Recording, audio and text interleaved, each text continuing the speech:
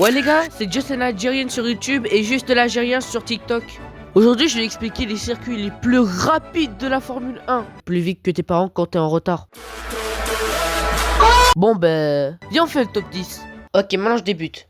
En 10ème position, circuit de Zandvoort aux Pays-Bas. Et au moins la vitesse moyenne c'est genre 220,062 km/h par Verstappen en 2024. Mais la vitesse max dans ce circuit c'est 325 km/h. Pour quelle raison? La vitesse moyenne est plus basse à cause des virages inclinés. Bon, après tout ça, maintenant parlons de Spa-Francorchamps en Belgique. Bon, disons que c'est le circuit le plus populaire et le plus rapide de Belgique. Disons que la vitesse moyenne en pole c'est 222,823 km/h par Sainz en 2024.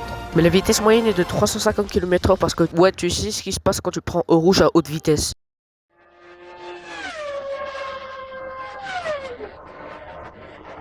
Tu sais, faut pas faire le faux quand tu prends au rouge à haute vitesse. Regarde par exemple Max Verstappen en 2023.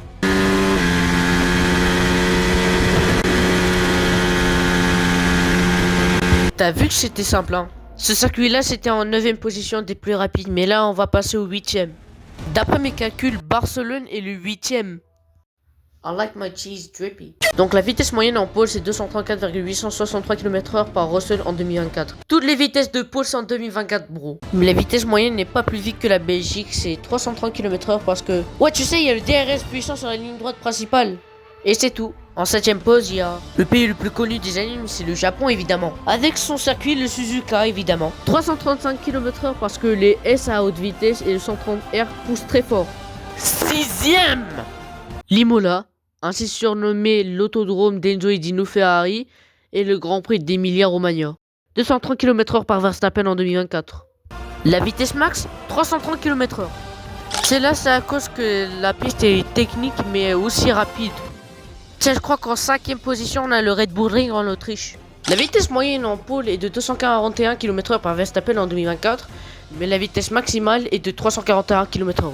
En jeu, je vais pas vous le mentir, mais c'est la maison de Red Bull en fait. Bon, maintenant on passe au 4ème. Le S de qui? Le S de Silverstone. Un circuit très English. 247,120 km/h par Norris en 2024. Mais la vitesse en réalité c'est 340 km/h par contre. Pourquoi? Parce que ce circuit est très fluide et a une grande vitesse dans Magot's Beckett. Maintenant on va passer au top 3 où là les vitesses de circuit sont les plus diaboliques de tout le temps. Bon, en 3ème position on a Las Vegas. Las Vegas. 250 km/h par le pilote néerlandais Verstappen. Mais la vitesse maximale c'est 350 km/h. Je veux dire 355 km/h. En 2 c'est Jeddah en Arabie Saoudite. 254 km/h par Leclerc. 350 pour la vitesse max. Bon, je sais que le circuit de Jeddah en Arabie Saoudite sera vite remplacé par le circuit de Qiddiya en 2028. Bref, c'était un circuit urbain en plan gas. Genre à pleine vitesse. Maintenant, je vais vous présenter le circuit le plus rapide avec cette vitesse de diable.